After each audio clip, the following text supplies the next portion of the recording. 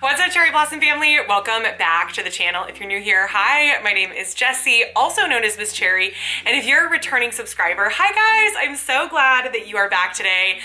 Today is another really interesting video. I've had a couple of interesting videos go up on my channel recently, and today is how to survive Halloween Horror Nights as a scaredy cat. So if you did not know, I recently went to Halloween Horror Nights and I am not in any way, shape, or form into scary things or horror films, and I thought I would make this video so we could have a little forum for people of similar personality or scared level that can chat about how to survive Halloween Horror Nights. Or maybe if you're on the fence about it, this might give you some insight as to what I experienced as someone who wasn't really that into horror films or scary things in the first place. So if that's something that you are interested in seeing, just keep on watching.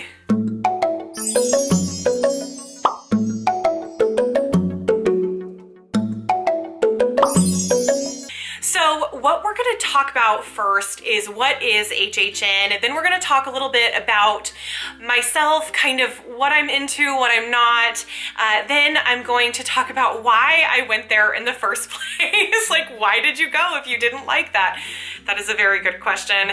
Also, how I survived the event, which I think is why most everyone is watching this video, because I personally wish this video was made before I went, because I would have liked to know some of the things that we're going to talk about today, what I would have done differently, and things that I learned from the event. And then finally, I asked you guys for questions over on my Instagram. My Instagram is at Miss Jessi Cherry, and several of you submitted some really good questions that I'm going to go over at the end of this video. So why don't we go ahead and get started. So what is Halloween Horror Nights? Halloween Horror Nights is an annual event that happens at Universal Studios.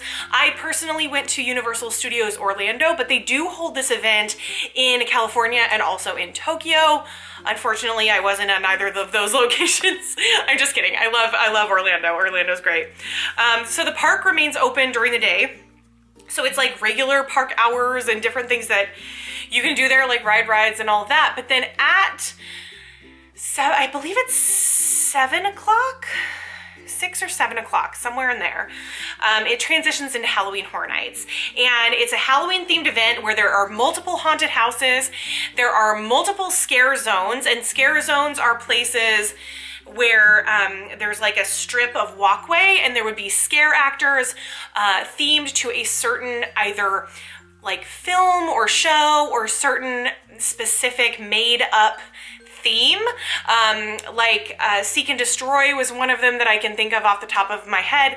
It was like an alien invasion, and then everyone was trying to get you to come and, like, you know, see their leader, and I'm assuming they were going to kill you, you know, something along those lines. It's really cool because they did include, you know, films, even films from way back in the day, like Bride of Frankenstein. That was one of the themes. There was also Texas Chainsaw Massacre this year, which we'll get into that. And then Haunting of Hill House, which is a Netflix show. So they do have some IPs, intellectual properties, that they have licensed, or I'm not sure what the term is, but they're able to use the actual likenesses and those sorts of things as you walk through the houses. And I want to be very clear, I'm going to say house and maze kind of interchangeable. They're the same thing. So the houses have mazes inside of them. So when you're inside the houses, you're kind of going in all sorts of different directions. So maze, house, same thing. Scare zone, completely different. So let's talk a little bit about myself and how I feel about scary things. I don't handle scary things well. I have a very sensitive heart. Oftentimes, like, if I see even a scary commercial or even a scary TikTok, I have to like watch something happy, like a cartoon, or funny afterwards, or my mind just wanders. It'll be extremely rare if you ever see me watch a horror film. It's just not my style. In high school, I watched The Shining and I literally could not sleep for a month. I'm not exaggerating. And then I got really terrified of Jack Nicholson after that. It's like a whole saga. My family likes to make fun of me for it, but it happened. It is what it is. And so for me, scary things just are not it. I do not like it. However, I do like spooky things. I do like Halloween aesthetics. So I would like to describe myself as like I love a Halloween vibe, but not necessarily a terrifying vibe, if that makes sense. It's really interesting because like a Halloween vibe, like I don't need to watch something happy or see something happy after I see it. Are you guys the same way? I feel like, I hope I'm not alone in this, where if I see something or watch something scary, I have to watch something happy afterwards anyway. The other thing that I will say is that I do love new experiences and I love being pushed outside of my comfort zone. So I think that more than anything, that's what intrigued me about this event, and that's why I felt like I should probably attend this event, because I think it's good to have experiences and it's good to push yourself a little bit to see if you like something or see if you, how you react to it. You learn so much about yourself when you're pushed out of your comfort zone, and I learned so much about myself that night. And actually, if you're interested in watching the vlog, I did vlog the entire evening, so I'll link that above and down below for you. You may be asking again, like, why did I go? So I had this trip planned to Florida with my friend Alex from Montreal. He's the Disnerdy Canadian here over on YouTube, and we had planned to go and see the very last time Happily Ever After, because Happily Ever After means so much to me, and also the Halloween Boo Bash was going on, and so I was like, okay, I want to go to Disney. Let's go to Disney. And so we had talked for a long time, but had never been on a trip together. And mid-planning, I'd say we were probably like 2 months into planning this, where we actually had, you know, hotel room, tickets, all the things. We found out that Halloween Horror Nights was coming back. So this was the 30th year, which was really exciting. They had a big announcement, and there was so much lead up to this, and I had no idea how much of a cult following this event has. People are making up maps of predictions of what they think the houses are going to be before the houses are announced. People are also like making complete YouTube videos and series about the history of Halloween Horror Nights. I mean, it is such a cool fandom to kind of learn about. They are all over Twitter. Halloween Horror Nights is so much fun to follow over on Twitter. I don't know if you're interested in doing that, but man, I had so much fun learning about this event. And Alex loves horror films. They are his absolute favorite thing. And so I kind of knew with the announcement of this, I'm like, okay, I think we're gonna have to go to it, right? And for someone who is your friend who loves these sorts of things, you're not just like, nah, I'm not gonna go. Like, I felt like, let's do this. Like, let's see what this is about. Let's see how I react. Let's experience it. So it was all about the new experiences for me. We went on September 9th. We did the Scream Early, which is where you pay $30 and you get in from 3 to 5 p.m. And then we also had the Express Pass. So we got to cut in all the lines for all of the houses, which was really not cut, but it's like a Fast Pass or Express Pass for Universal that you got to go in front of all of the lines, which I'm telling you, when it was busy, like one of the houses was like 95 minutes long to wait to get in, and this is only a 6-hour event. So it definitely felt worth it from what we could tell. I detail that out a little bit more in the vlog itself. So although this is not the Q&A session yet, Jelly Kelly Bean 1255 asked, what's the best thing that you can do to prep for the house mazes? And so I thought it would be good to go into kind of like how I survived the event and what it was like. So before we get into the how I survived, I want to address the event in general. This event is so professional and it is so real. Like, they have worked for 30 years to perfect this event to be like the most real, the most horrifying, the most intense type of event that it can be. Like the special effects, makeup, the costumery. I can't even believe what goes into this event. It is admirable. And as someone who loves theater and someone who loves films, like, I have so much appreciation for how much work really went into this event. And so it's something to keep in mind that in the moment, it does feel a little bit real when you're in the houses or when you're surprised by monsters and scare actors that have this really professional makeup. It can be a little bit intense, because it really is a very, very professional event. So kudos to Universal Studios, because it is an absolutely epic event. And I do feel that even if you may be scared, I do think it's worth a shot to go. So let's talk about survival.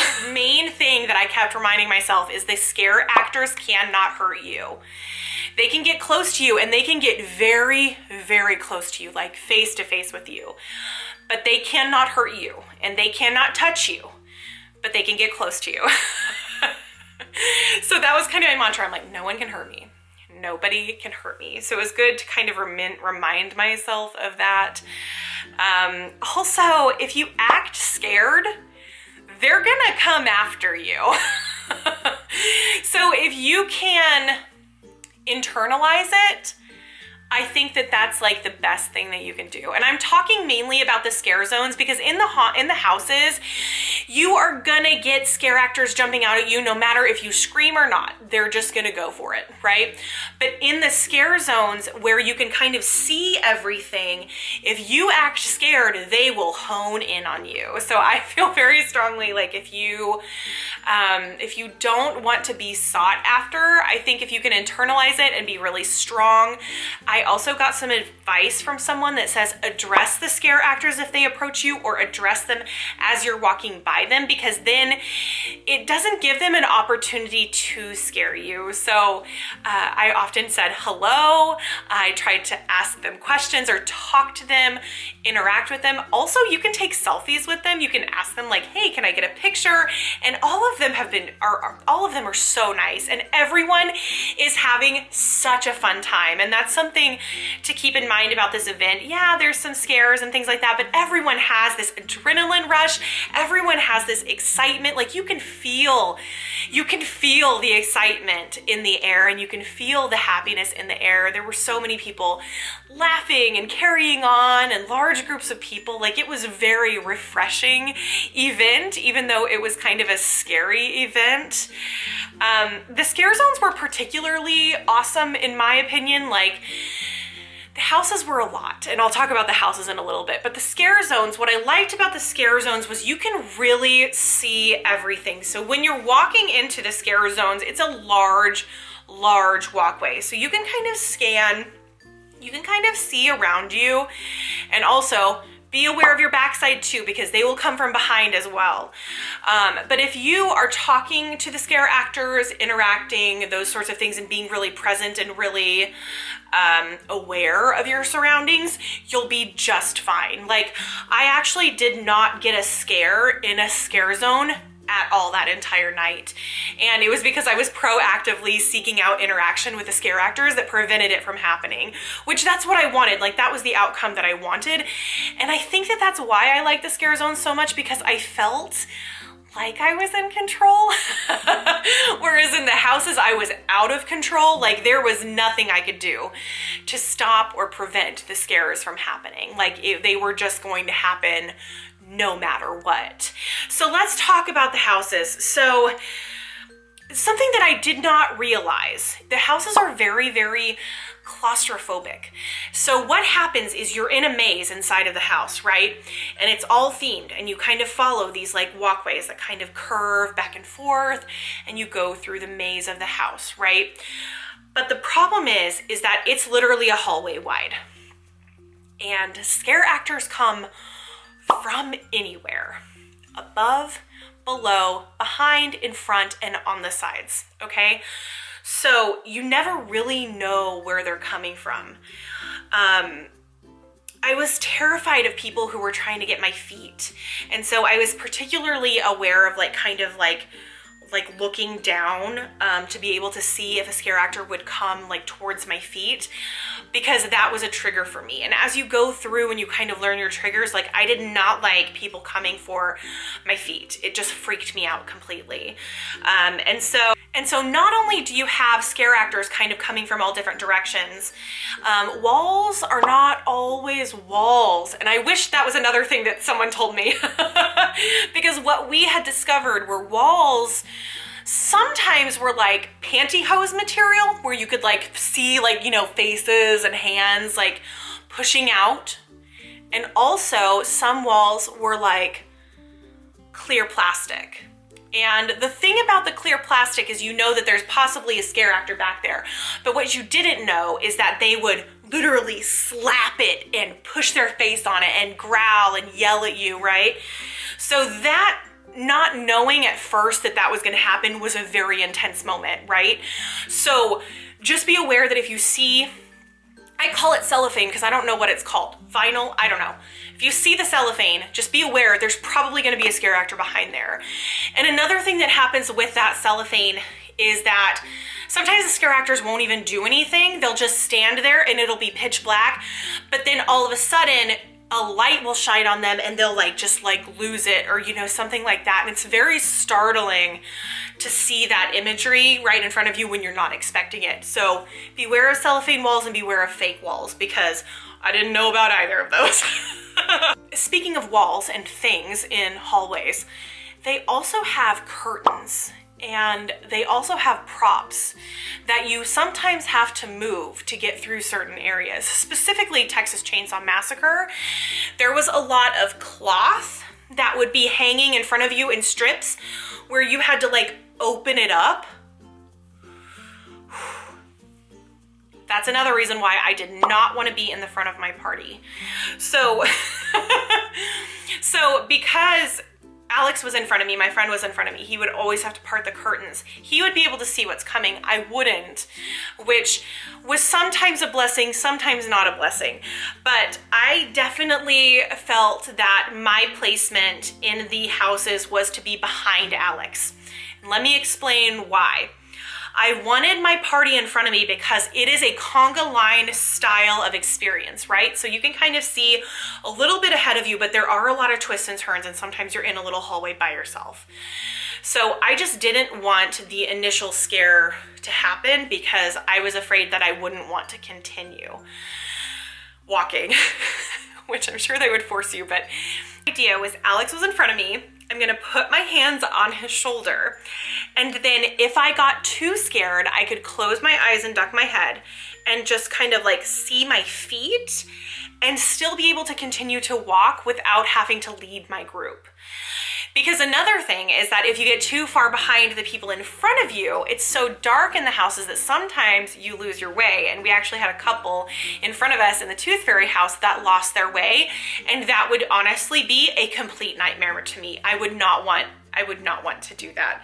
So get someone brave like my friend Alex, who was totally fine with being in front, and just follow their lead.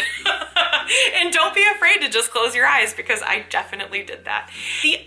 Another thing that happens inside of the houses is you'll start to hear audible scares. And what that means is you'll start to I was able to start to listen for when an air compressor sound happened, or a gunshot happened, or what have you, that happened close to you.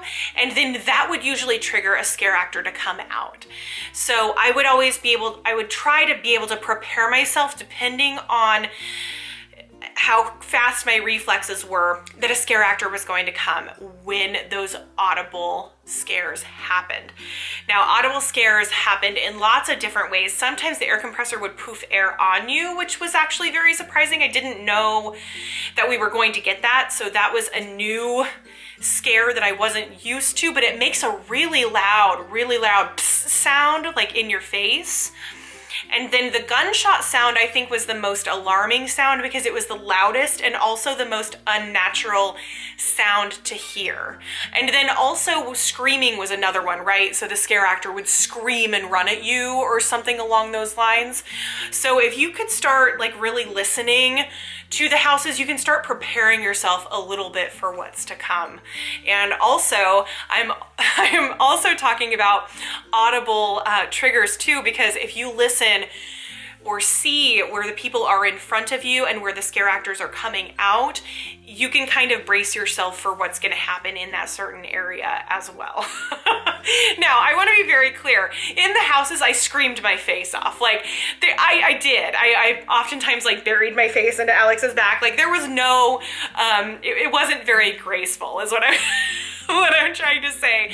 But I felt in the houses, it was definitely okay to be a little bit more vulnerable, because no matter what, the scare actors are coming. Because in the scare zones, you can kind of prevent it, but in the houses, it's just not, it's gonna come no matter what. It's gonna come no matter what. Another suggestion I would have is watch a lot of vlogs. Like, there's a media event that happens that Universal Studios invites a bunch of influencers to, which is right before the event starts. I think it's like even like the couple days before.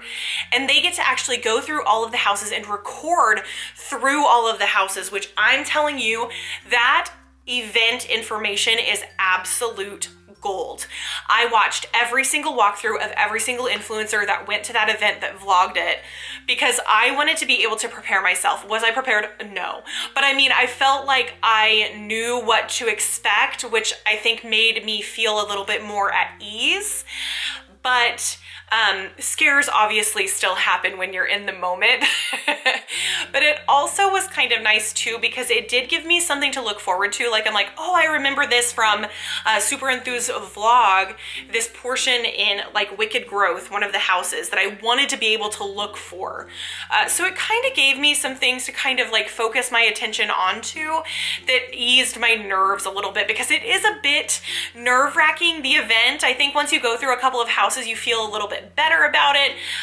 But it can be very nerve-wracking and very, actually a little bit stressful, kind of leading up to that anticipation of actually being there. So I love binging information like on vlogs. If you guys have any suggestions of some great vlogs for HHN, I would love to know down below so I can watch them in preparation for maybe another time I go to Halloween Horror Nights. I'd like us to be able to use this as like a forum for us all to bond and work together so we can survive this event. The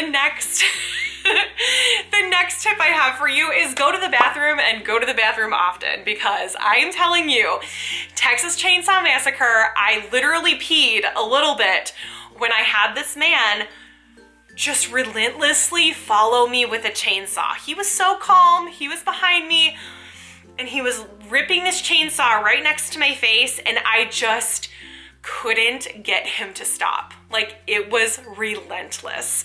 We also got stuck, like a scare actor came in front of Alex and chased him with a chainsaw, and then there was a man behind me with a chainsaw, and we literally just had to stand there until they stopped. And it was rough. It was not fun. I did not like that part, and actually it still like kind of haunts me a little bit to this day. Like, that is like such a nope for me. So if I can suggest anything, please go to the bathroom and also do your research on your houses. And it's okay to skip houses that are scary. I would skip that one. I would not even consider that as part of the event. I would just not go. If you like being scared, go to it. If you don't, do not go to that. Do not go to that. Next, let's talk about what I would do differently and what I learned from this event. So, I mean, clearly, we just learned don't go to Texas Chainsaw Massacre. Don't go. No, that's a big no for me. I think that I would have treated the event more like a party situation, if that makes sense. Like, and I'm referring to a party like a Mickey's Not So Scary Halloween party, or like a Christmas party, you know, or something along those lines, like at Disney, because I go to Disney a lot, so that's why I'm associating with that. So what I mean by that is Alex and I tried so hard to get through all of the houses, and there are 10 houses. That's a lot of houses.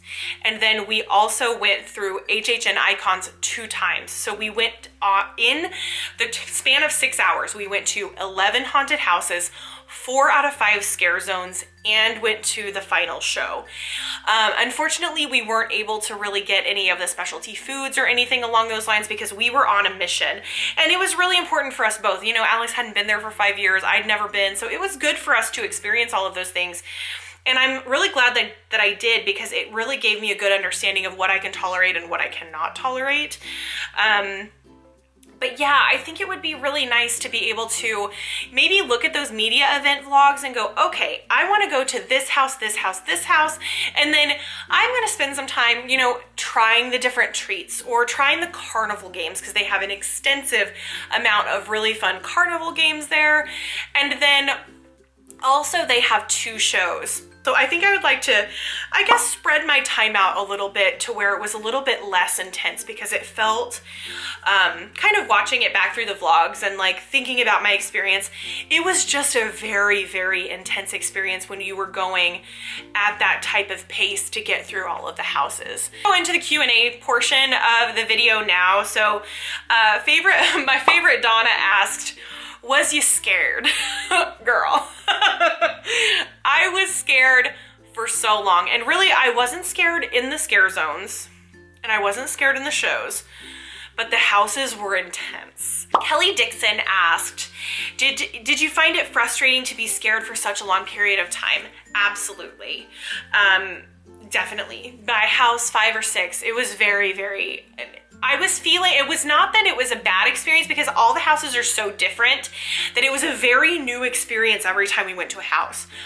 But I could feel like I just felt very exhausted, especially afterwards, because my adrenaline was up so high for so long that like when I came down from that, I was done. We were watching Halloween Nightmare Fuel, which is one of the shows, around midnight, and after I realized I didn't have to be scared anymore, I barely could keep it together and keep like myself awake during that show, which the show was incredible, by the way, but I was just so exhausted.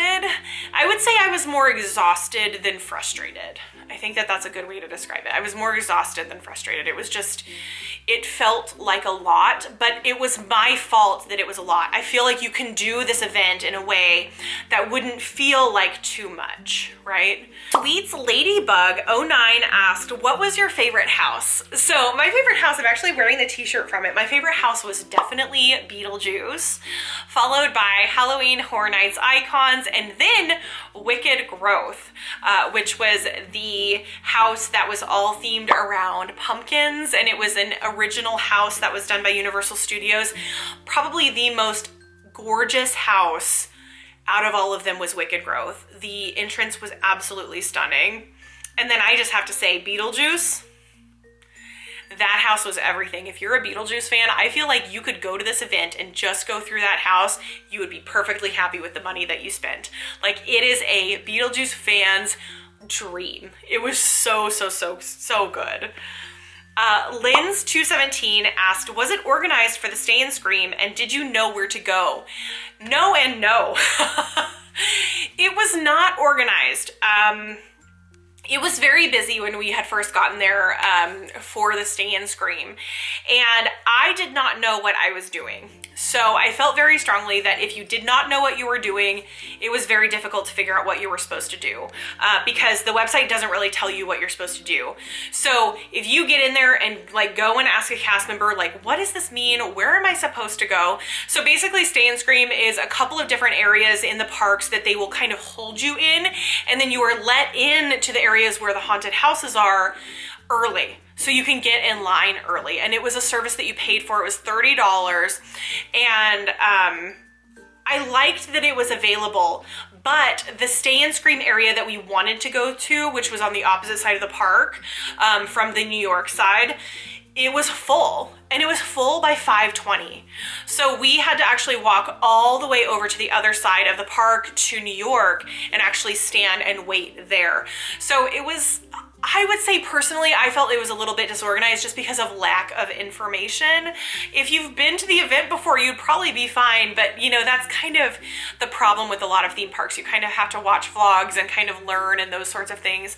But ask the cast members there, or I'm sorry, the workers there, whatever they're called, ask them for help if you need to. Everyone was so helpful that worked at Universal and so kind, and so it was a really nice interaction with the cast members and figuring out what we needed to do. So 2 thumbs up to Universal for customer service. They did a really good job. Amy James asked, do scare actors get close? Yes, they do. They get so close. I don't know how they don't touch you, to be honest. There were some times where I felt that they were so close that like if I made any sudden movements, I would hit them. So it was a very, I'm sure that they're used to it, but it was just very interesting having this be my first experience, because some of the time it felt too close for comfort. It was just a little bit too much. So overall, I will say you can definitely do this event right if you don't like being scared. And I would do it a little bit differently than I did. I was like super intense, like, let's go. Like I think it was a little bit too much. Looking back on it, but there's definitely ways to do this event right. If you're really scared, be sure to go and visit those scare zones, you know, practice being really interactive with people, talking with the actors, those sorts of things. Be ready for that. Be aware of all of your surroundings. That definitely helps. And I would pick and choose your houses. Don't feel like you need to go into every single one unless you want that full, intense experience. Read up on the houses, watch those vlogs, check out the different types of houses, because there are definitely less scary ones than there are scary ones. And just remember that everyone scares differently. So what might be scary to you is not scary to others. So try to use your best judgment when you're watching those vlogs and make those decisions for yourself. But I really do feel like everyone should try to experience this event because it is an epic production. Like, it was so admirable, and I have so much respect for all of the scare actors, everyone that puts on this event. This was like an event like no other. I've never experienced anything like this. Brava, Universal Studios. I am thoroughly impressed with what you have created, and you guys should be so incredibly proud of yourself. I hope that this video may have helped you a little bit with maybe easing your mind, or at least knowing kind of what you're getting into as you're going into this event.